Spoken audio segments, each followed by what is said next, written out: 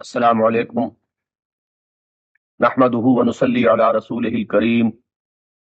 اما بعد فاعوذ بالله من الشيطان الرجيم بسم الله الرحمن الرحيم وعد الله الذين آمنوا منكم وعملوا الصالحات ليستخلفنهم في الأرض كما استخلف الذين من قبلهم وليمكنن لهم دينهم الذي ارتضى لهم صدق الله العظيم۔ امام الہند حضرت شاہ ولی اللہ دہلوی رحمۃ اللہ علیہ نے بالکل بجا طور پر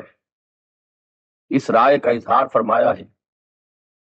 کہ خلافت راشدہ در حقیقت نبوت محمدی کا تتمہ ہے علی صاحب الصلاۃ والسلام، اور یہ بات اس لیے بالکل قرین قیاس ہے کہ نبی اکرم صلی اللہ علیہ وسلم کی جو بعثت عامہ ہے، آپ کی بعثت پوری دنیا کی طرف، تمام عالم انسانیت کی طرف، اس کے فرائض کی تکمیل خلافت راشدہ کے ذریعے سے ہوئی۔ چنانچہ نبی اکرم صلی اللہ علیہ وسلم نے جس عمل کا آغاز بنفس نفیس فرما دیا تھا، اپنے دعوتی نامہ مبارک ارسال فرما کر، پھر غزوہ موتا، پھر سفر تبوک، پھر جیش اسامہ کی روانگی، اس سے جس عمل کا آغاز ہوا وہ کسی درجے میں حضرت ابوبکر صدیق رضی اللہ تعالیٰ عنہ کی عہد خلافت میں بھی آگے بڑھا۔ چنانچہ مسلمانوں کی پیش قدمی شام کے ملک میں آپ کے دوران خلافت بھی کافی حد تک ہو چکی تھی، لیکن واقعہ یہ ہے کہ اسلامی فتوحات کا سیلاب، جس کو بجا طور پر تعبیر کیا علامہ اقبال نے کہ رکتا نہ تھا کسی سے سیل رواں ہمارا، یہ نقشہ جو ہے یہ عہد خلافت فاروقی اور عہد خلافت عثمانی میں سامنے آتا ہے۔ حضرت عمر رضی اللہ تعالیٰ عنہ کی عہد خلافت یہ کل 10 سال ہے۔ حضرت عثمان رضی اللہ تعالیٰ عنہ کی خلافت کے 12 سالوں میں سے پہلے 10 سالوں کی شان بالکل وہی ہے جو خلافت فاروقی کی ہے، وہی اتحاد، وہی یکجہتی، وہی ذوق جہاد، وہی جوش عمل، وہی شوق شہادت جو ہمیں دور نبوی میں اور عہد صدیقی میں نظر آتا ہے، ان 20 سالوں کے دوران بھی بتمام و کمال نظر آ رہا ہے۔ البتہ حضرت عثمان رضی اللہ تعالی عنہ کے عہد خلافت کے آخری 2 سالوں میں افتراق اور انتشار بھی ہوا اور فتنہ و فساد کی شکل بھی سامنے آتی ہے۔ بہرحال یہ عمل کہ جو تقریباً 1 ربع صدی تک جاری رہا ہے اور نہایت آب و تاب کے ساتھ جاری رہا ہے، اس کے بارے میں ایک بات تو یہ جان لینی چاہیے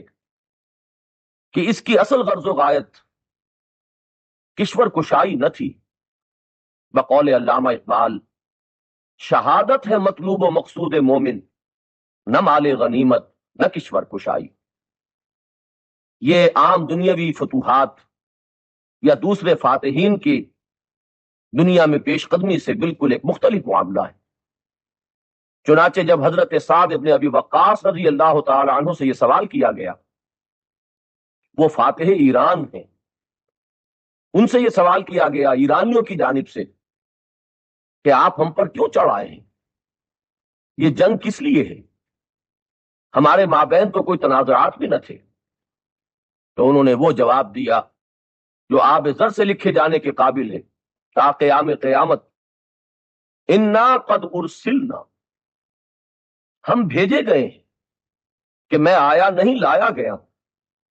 ہم خود نہیں آئے، ہم ایک مشن پر ہیں، اور وہ مشن کیا ہے؟ لنخرج الناس من ظلمات الجہالت الى نور الایمان ومن جور الملوک الى عدل الاسلام، کہ نوع انسانی کو جہالت و جاہلیت کی ظلمتوں سے نکال کر ایمان کی روشنی میں لائیں، اور بادشاہوں کے ظلم و ستم کے پنجے سے نجات دلا کر اسلام کے عدل سے گشناس کریں۔ چنانچہ یہ وہی بات ہے کہ اصل مقصد شہادت حق تھا، شہادت کے ایک معنی اللہ کی راہ میں گردن کٹوا دینے کے بھی ہیں، اور اس سطح پر گویا کہ یہ ہر مجاہد فی سبیل اللہ کا ایک انفرادی نصب العین ہے۔ یہ وہ تمنا ہے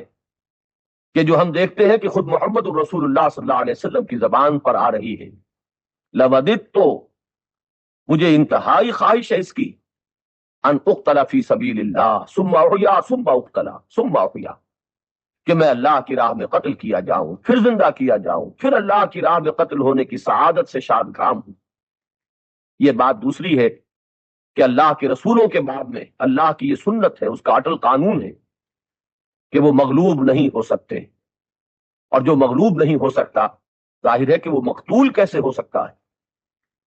لہذا یہ اگرچہ خواہش حضور کی پوری نہیں ہوئی، لیکن لفظ شہید کے ایک دوسرے معنی بھی ہے جس کی روح سے ہر رسول شہید ہے۔ فَكَيْفَ إِذَا جِئْنَا مِن كُلِّ أُمَّةٍ بِشَهِيدٍ وَجِئْنَا بِكَ عَلَىٰ هَٰؤُلَاءِ شَهِيدًا، یہ ہے شہادت علی الناس کا فریضہ، حق کی گواہی دینا قول سے اور عمل سے،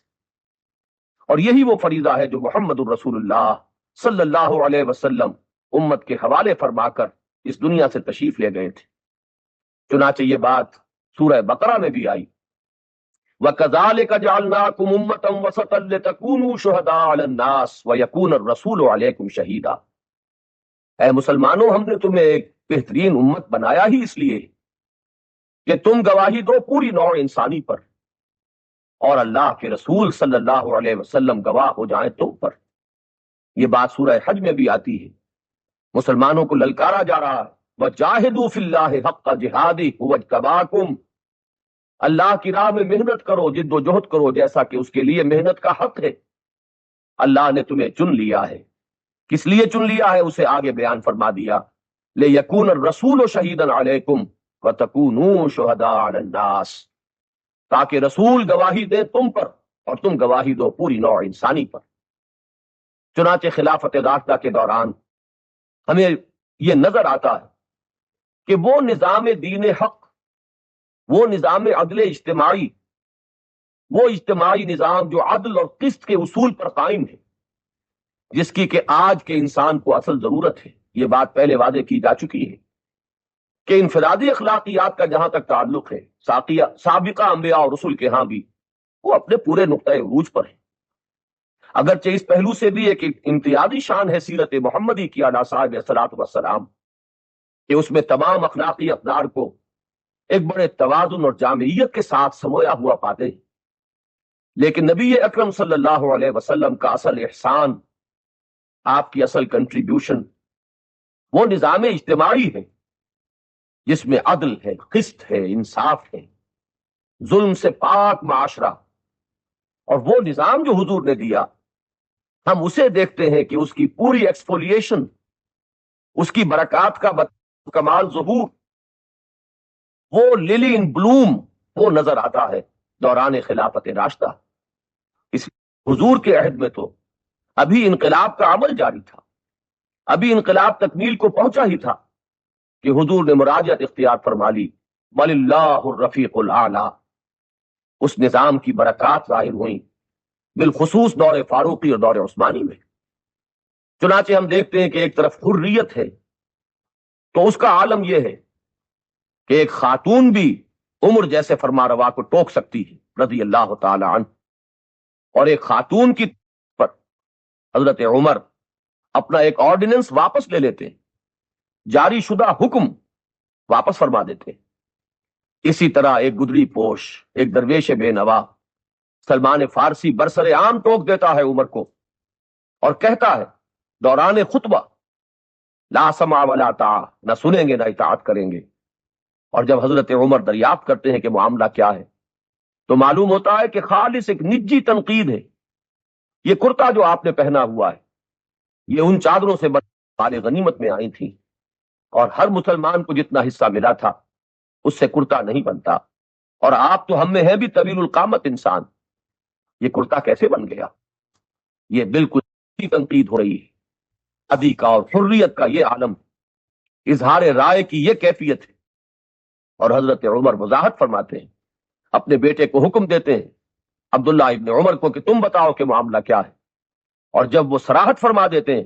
کہ میں نے اپنے حصے کا کپڑا بھی ابا جان کو دے دیا تھا تاکہ ان کی قمیص مکمل ہو جائے، تو اب وہی درویش بے نوا علی الاعلان کہتا ہے الآن نسمع و نطیع، ہاں اب ہم سنیں گے اور اطاعت کریں۔ مساوات اگر کوئی قدر ہے، اور یقیناً ایک اعلیٰ قدر ہے، اس کا بھی ہمیں یہ منظر نظر آتا ہے کہ وقت کی عظیم ترین مملکت کا فرمانروا عمر فاروق، جس کے نام سے لرزہ طاری ہے قیصر و کسریٰ کے ایوانوں میں، وہ بیت المقدس کا سفر کر رہا ہے، اور کس شان سے! یہ ذاتی سفر نہیں، اسٹیٹ وزٹ ہے، سرکاری فرض کی ادائیگی کے لیے جا رہے ہیں، لیکن ایک اونٹ اور ایک خادم کے ساتھ۔ اور حال یہ ہے کہ ایک منزل خلیفۃ المسلمین